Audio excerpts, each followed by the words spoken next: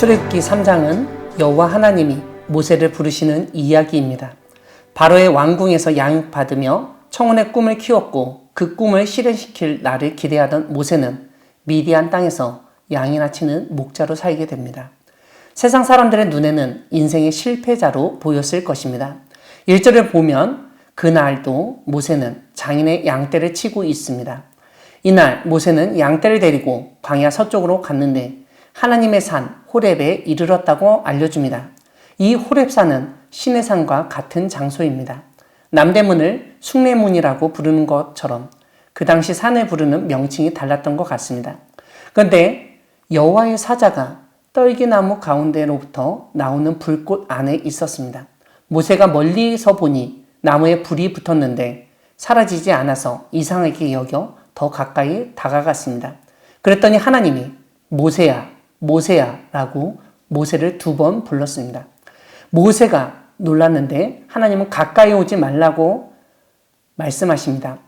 그리고 모세가 선 곳은 거룩한 땅이니 발에서 신을 벗으라고 하셨습니다. 이때 하나님은 모세에게 정체를 알려주시는데 6절을 보시면 내 조상이 하나님인데 아브라함의 하나님, 이삭의 하나님, 야곱의 하나님이라고 알려주십니다. 하나님은 애굽에 있는 이스라엘 민족을 내 백성이라고 부르십니다. 그리고 그들의 고통을 분명히 보았다고, 부르짖음을 들었다고, 그들의 근심을 알고 있다고 말씀하십니다. 그 하나님이 애굽인의 손에서 건져내시겠다고 말씀하십니다. 그리고 애굽 땅에서 나오게 해서 아름답고 광대한 땅, 젖과 꿀이 흐르는 땅으로 데려가시겠다고 약속하십니다. 이렇게 하나님이 모세를 부르셨을 때 모세는 제가 뭐라고 그런 일을 할 수 있겠습니까? 라고 반응했습니다. 그런 모세에게 하나님은 12절에서 내가 반드시 너와 함께 있으리라고만 말씀하십니다. 여기서 우리는 사람이 하나님의 일을 할 수 있는 이유는 그 사람의 지식, 그 사람의 능력이 특별해서가 아니라 바로 하나님이 함께 하시기 때문이라는 점을 다시 한번 깨닫게 됩니다.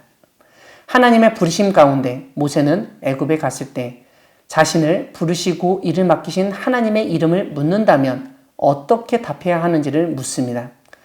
이름은 그 이름을 가진 사람이나 물건의 본질이나 특성을 알려줍니다.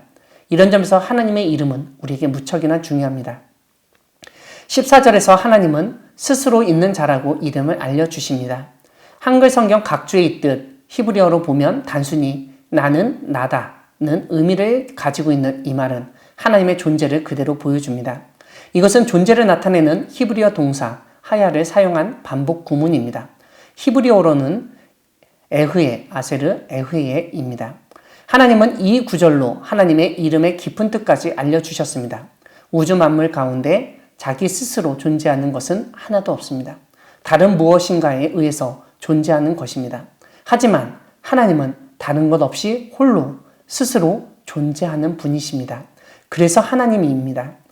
그리고 그 하나님은 언제나 우리와 함께 계십니다. 사랑하는 광야교회 성도 여러분, 우리 하나님은 스스로 계신 분이십니다. 이 이름에는 2가지 의미가 들어있습니다. 하나는 하나님은 홀로 계신 분으로 우리의 영향을 받지 않으시고 우리 마음대로 부려먹을 수 없는 신이시라는 뜻입니다. 그러므로 하나님을 우리가 원하는 모양으로 만들어서는 안 됩니다. 그것은 우상입니다. 여기 있기를 원하고 저런 일을 하기를 원한다고 하나님이 다 그대로 따라야 하는 것이 아닙니다. 오히려 우리가 하나님이 원하는 대로 따라야 할 존재임을 잊어서는 안 되겠습니다. 다른 하나는 홀로 계신 하나님이 우리와 함께 하시길 원하신다는 사실입니다. 저 하늘 위에서 이 세상에 관심도 없이 계시지 않고 이 땅의 일에 관심을 가지시고 직접 내려오셔서 일하신다는 뜻입니다. 이런 점에서 우리가 믿는 하나님은 단순히 그냥 존재만 하시는 분이 아니라 활동하시는 분이십니다. 이처럼 활동하시는 하나님의 모습이 가장 잘 드러난 성경책이 바로 출애굽기입니다. 하나님은 우리의 고통을 보시고 신음소리에 귀 기울이시며 이 땅에 내려와 우리를 구원하시고 새로운 땅으로 인도하시는 하나님이십니다. 스스로 계시고 우리와 함께 하시는 하나님이 이 세상에서 우리를 구원하시고 주님의 길로 인도하심을 믿으며 그 하나님의 부르심에 응답하며 나아가는 여러분 되기를 바랍니다. 아멘.